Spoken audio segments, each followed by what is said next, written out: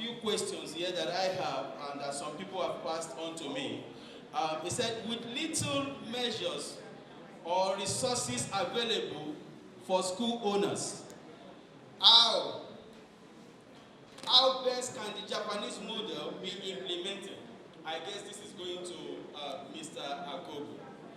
How best can the Japanese model be implemented with little resources? Please, do you have the mic, sir?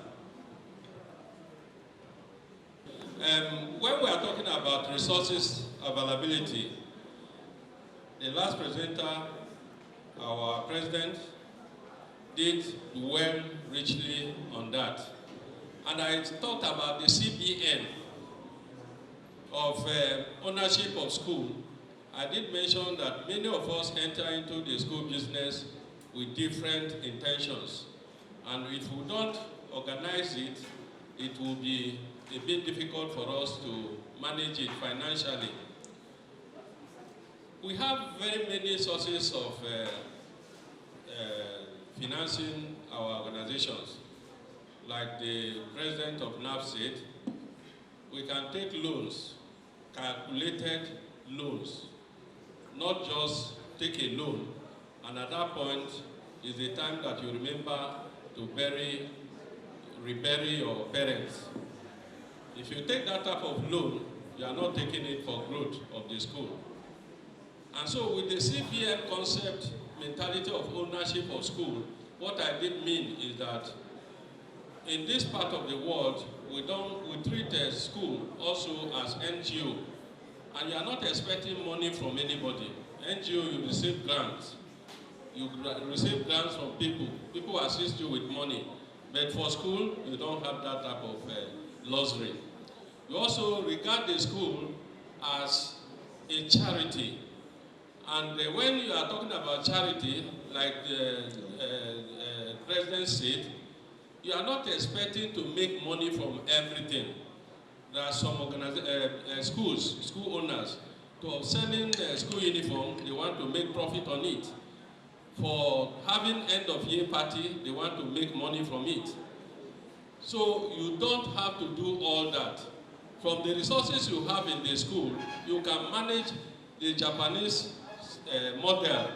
And what we are talking about here is humane treatment of the staff. That's exactly what the president said. That's why I said he has answered most of the questions. Whenever you are talking of money in the school, the money is there, it's the use of it. Some of us that are asking that question as school owners, we find out that we travel abroad when salaries of our staff are not paid. You can't live big while the staff are not paid. So you can still have this money internally or solve them through loans, and you can pay them back with the resources you are making from the school. Thank you. All right, thank you very much, Ifakogu. That was a wonderful and brilliant one. Please write your questions if you have one because of our limited time, or wave to the anchor man so that you can have the privilege of doing so. Let me go to the next question. The next question is this: what can be done to get the staff aligned passionately to the school vision? What can be done to get the staff aligned passionately to the school vision? I think this should be addressed by Dr. Adumade. Thank you. First and foremost, the school vision is something all the staffs must key into. A very good explanation of the school vision must be done to the intending staff right from the time of interview. And during the process of interview, you must also interact with the staff to see if that vision is aligned with his belief and interest. And you should only employ those people that are in the same page with you as regard the vision. Now, if you have not done that, and you are already, the staffs are already in school, you have to do an orientation for them. Do an orientation for them, make them see the importance of the vision of the school, and so they set their support towards achieving that vision. If all that had been done and you still have some staff that doesn't believe in your vision, then that staff doesn't belong to you or belong to that setting. Thank you. Come on, can we appreciate that response from Dr. Adumaden? All right. Again, I have this here. He said, highlight some challenges you faced in your early days. Some challenges you faced in your early days as an educator, a proprietor, and someone who is making an impact in the sector. I think this is should go to Chief Olawale. Yes, some challenges you face in brief. Thank you so much. When I was discussing with my colleagues, I made it known to us that the gentleman that came from village was not having much. And I only relied on the few amount realized as registrar of the school and the salary that I was having. So immediately after I got the building, then when the students were when the population was just growing, that led to challenge of getting funds to put up buildings to accommodate the population we were having. So with that, there was cash problem, fund problem. So I resorted in getting funds because I wasn't having COO then, and people were not even ready to give loan free of charge at that period. I eventually find myself in these local money borrowers that charge like 10%. There was a period when I even paid, I borrowed like 400,000 naira and I paid it for like a year. That means 40,000 naira per month times 12 years, making for, I even paid more than this. But the good thing was that at least I've satisfied the challenges I was having. I've solved the challenges that I was having. I've accommodated the number of population that I was equally having around that period. So you shouldn't be bothered about the loans being taken, than at least if it has solved your problem and you have directed the loan to the challenges we're having. Thank you. Okay, we'll take some questions from the audience. Adumaden. Okay, go ahead. Please, you spoke about delegation. As good as delegation is, the challenge you'll be facing about it as school owners is the feedback. You tell somebody to do something for you, and then you are expecting the feedback. But unfortunately, they refuse to give you, and you end up maybe doing what you have already dedicated to them. That's my first question. How can we tackle this?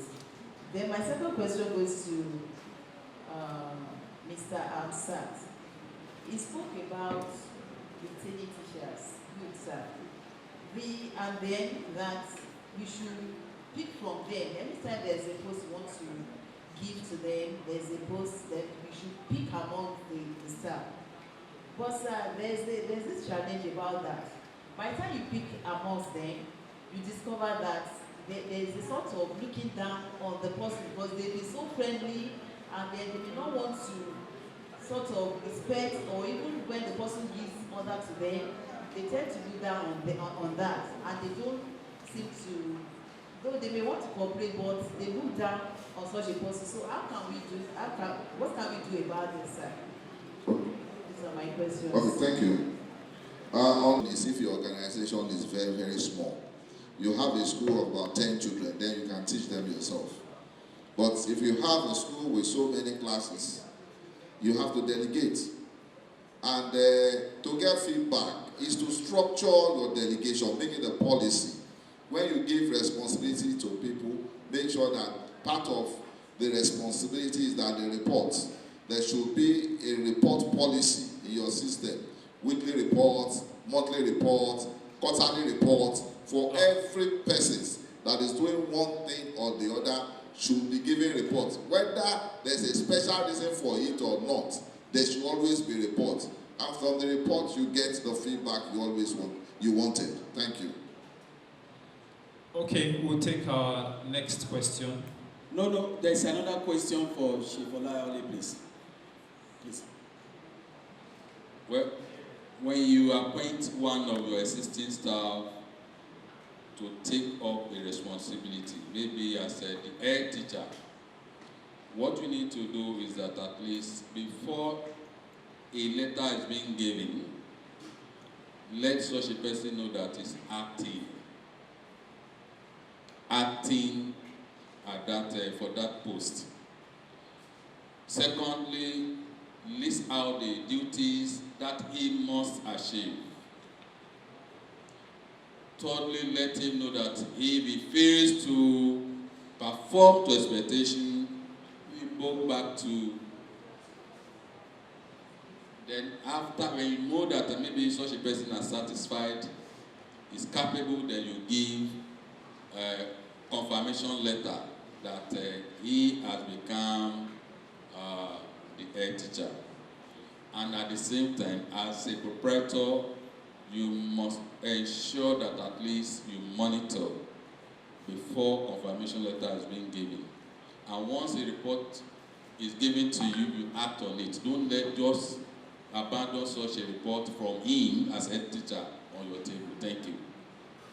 All right, thank you very much. I hope that is satisfying. Is for Chief Hamza. How do you identify the unique selling point of your school? It's a very difficult position that we're in, because my school is in an non-shore community, and there's so many things we want to offer, but because of the environment we can't. So how do we identify this unique selling point? Good afternoon, sirs. Good afternoon. My question is this. Be fast with this, sir. No problem, sir. Thank you. I've been opportune to recruit for some schools. Before doing that, I will ask a question: how much are you willing to offer the teachers coming in? And they will tell me based on the school fees. Now, at the end, we discover that good teachers, trained teachers, versatile ones, what they want to collect is on their hand. And this is a school that doesn't want malpractices at all. They don't do that. And they still want to achieve a great result at the end. Such school, they end up getting average teachers that can afford the salary. So what can we do to bring such school to that level, where at the end, the students there will write their exam and pass without any assistance? Thank you. As an educator, how do you solve this problem of common statement by school owners? Even as a teacher, when you go there to apply for a job, they tell you, sorry, we can't pay so amount of money. And they will tell you, if the soldier go, soldier come. As a teacher, how do you see that school owners usually have a meeting where they discuss salary structure of teachers that come in a particular area? Wow. I know it's a very tough question. That is one. Number two, I'm a journalist.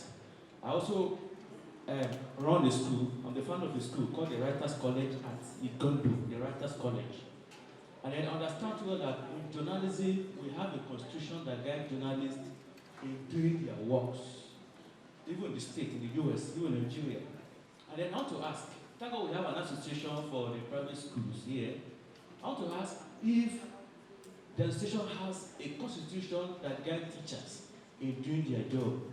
I'm talking from experience. I've taught in a school where a teacher flogged the students, and then after the study, the boy went home and brought his father, who is the police, and they start beating the teacher. And that's my fear. Selling point in our schools. Well, it doesn't matter where your school is situated. Check the teachers that we are having, the strength of those teachers,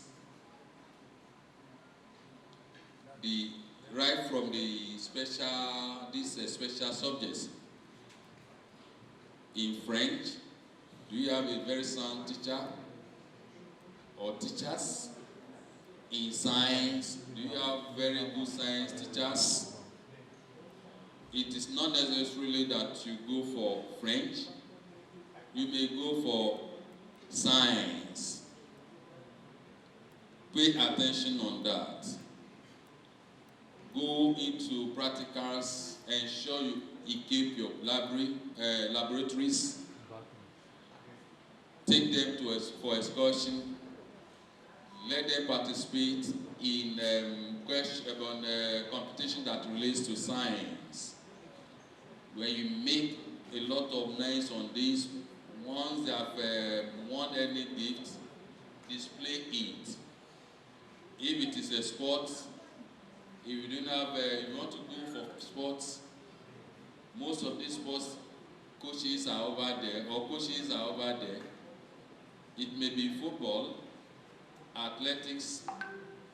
You just find one and ensure that you go for such. It may equally be on online lesson. If you don't have, you can hire people that can do that for you. It's not necessarily that you rely on the environment where you are before you have a unique selling point. You must have. Visit all the schools around and see whether you have an area of strength where you have advantage over others. If you don't, you can create one. For example, if you want to make maths your selling point, then make sure you get the best maths teachers. It can be one, it can be two, it can be three together. And make sure that your students are the best in maths and publicize it. And for the second question, salary request, that when the recruitment agent said that when he's recruiting staff for schools, the staffs are requesting for higher salary, and the school says they can only pay with what they have. As a school owner, right from the onset, you must know that you are an investor. And an investor must sow before he or she reaps. Depending on the quality you want for your school, you must be able to get funds, even if you are not making anything from the onset. Even if you are going to borrow money, by the time that teacher is able to deliver that quality and bring out the best in your school, then the resources will come. So that is the advice. It is better to make sacrifice and get the best hand, then that best hand will improve the school and the income will come. Let me add to that question still. In our own organizations, you don't have salary scale that is generalized. You are paid according to what you have and what you can deliver. So the fact that you are demanding for a separate salary scale, it can still be accommodated. It's very important to note that.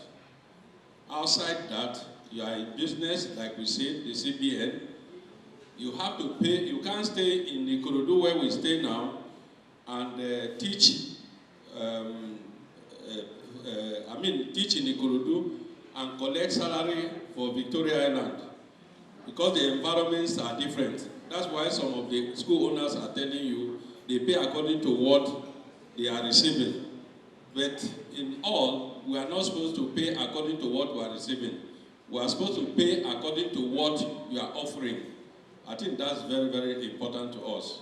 You said soldier go, soldier come. For retention of staff, I don't think an employer can make that type of statement without having a reason for doing that. And if that reason is sufficient, to me, that type of statement cannot come out from me. Because each teacher is unique, like I said. So you cannot treat all teachers the same way. I cannot ask you, I can only say that if we don't pass through what we say from the beginning, like issuance of letter of employment and critical attention to recruitment. When you have all this, the person that you're employing cannot come and have that type of, you can't make that type of statement to somebody that you want to bond with you. Like I told you, I had a staff that started the school, we were 13 years, and the staff stayed 13 years, which means he started with us, and during the COVID, he went to Victoria Land. Such a person, you cannot tell the person, soldier go, soldier come, because it's part of the school. And that participatory thing we talk about, the Japanese model, is already part of the school. So make the staff part of the school. That is what is important. Thank you so much. Very enriching. We are going to just take 2 questions so that the panelists are going to be rounding up. Just 2 questions, and I'd like you to write just what is your name kind of question, what is your address kind of question. Not too much story for our time. Thank you. He gave us some tips on successful managing the school, and one of the tips he gave us was having a good relationship with our parents. My question is this: parents that are owing the school, chronic debtors, how do we go about recovering the debt without losing the good relationship we have with them? Because there is a way you demand for the debt, they get angry and threaten to move to another school. So how do we go about recovering our debt without stepping on their toes? Thank you. Let's take the next question. Let's take the... My question is about competent teachers. Like just the last term we used, my boss lay off some teachers, 3 teachers. Why? Because of incompetency. So now what the question was that how can we get competent teachers? Like now we're having problem of teachers now because she's looking for teachers that are competent in that area. So now I want to ask her, should we still leave that class like that till we get competent teachers, or should we just get anyhow teacher to fill up the gap? Because I was like, very soon, school will soon resume. I said the class are still there. Thank you. So Thank you. The question is taken. Thank you. We need to have tactics of collecting school fees. Like now, when we are seeing holiday, give discount for prompt payment. Like my school is 5%, 10% for parents that are having 3 children and above. Then when they resume, the puppies, something that can be useful to the puppies will be distributed in the presence of all the puppies that are paid, that are in those in the classes. Then apart from that, give discount to parents that are having 3, 4 children. Apart from, then you give a deadline, period of grace. In our school, is just 3 weeks after resumption. Before that 3 weeks, you'll be reminding them.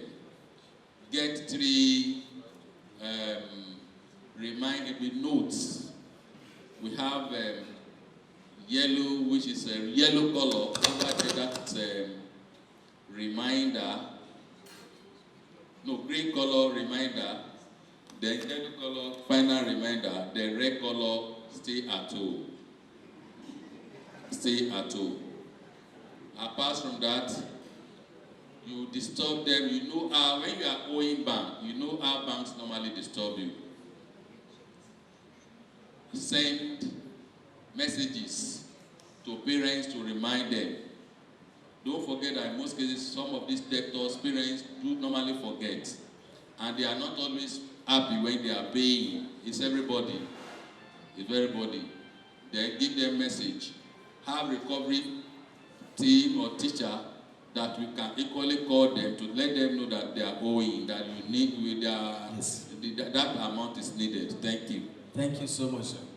Let's quickly attend to the next question. On the question on the issue of employing competent teacher or just getting anyone, my advice is that you employ a competent teacher. What is worth doing at all is worth doing well. Go all out to get a competent teacher. Now the school is on vacation and that is the best time to recruit. The only challenge you could have in getting competent teacher, just like it has been observed there, is your ability to pay the required salary the competent teacher are asking of.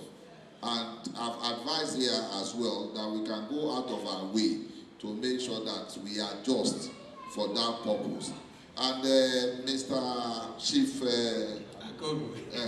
has also told us that salary should not be structured. You should pay salary according to ability. So even if others are earning so-so, and the competent teacher that you needed for this class, this is what they are asking for, and you need their service, you can go extra mile to get them. Thank you. Thank you very much, sir. Please still hold the mic. The question here has just been answered. I said, look at the present situation of things. Would you advise increment of tuition? If yes, how best can one go about it? That has been answered in the course of talking. Let's go to the other one. Say, good morning, sirs. Thank you for educating us this morning. My question is, how do you handle a lazy teacher? The teacher is good academically, but is lazy to write lesson notes or lesson plan, to deliver lectures. Despite query warnings, the situation persists. What does one do? Just one word, one sentence. Let's go. You manage that teacher. You see, one thing about human being that only will you get a perfect person. So you have to assess if that person is 80% and is lacking 20%. Look for a way to manage that area. You can't send the person away because of that. Thank you so much. Especially if that person is competent. Thank you so much, sir. Now, he said, how does a school get clock-in device for staff? Please see the organizers of the program for that. We will help you with that. How do you get the clock-in device? And my question goes to Chief Amusa Olawale. Sir, is it right to pay a graduate 40,000 as the economy is not favorable in the mainland? I guess this one also has been answered. So if you're listening, you know that they've touched it. So for our panelists, I just have one last question that you just do in a summarized sentence for us. Let me start with Mr. Akowonjo. Please, you have testimonies of Japanese model working for you. Just in one summarized statement, where is the best place to start? Like I said, the best place is from recruitment. That's the first place you can get that type of staff that can stay with you for long. All the information you will need. The critical mission statement, about your organization must be discussed at the interview level. All the other things you are saying, like somebody is not writing lesson note, and the rest of them, I doubt if you have a proper screening, you can't employ such a person. Thank you so much, sir. What would you say is your greatest strength that has made you an employer of over 300 staff and many schools and corporations? Please, in a summarized statement. The people want to know. Yeah. Well, number one, yes. I started my statement by saying that I'm just an opportunist, someone that wanted to touch lives of people, and at the same time, when you regard yourself as opportunist, you just have to ensure that you have this self-discipline, humble, treat your customers as if they are smaller God, and respect your parents too. Then the quality service, you must give total quality service. Everybody goes to eateries, you know how they normally treat us. And when they treat you very well, you go back to that place again. If you go to a school and you are not well respected, definitely such parents will not come back. Then at the same time, please, don't forget that every parent wants to have value for their money. So you give that service. Don't rush after money alone. Give service, money will surely come. Thank you. Thank you so much for that. And he spoke on visionary administrator.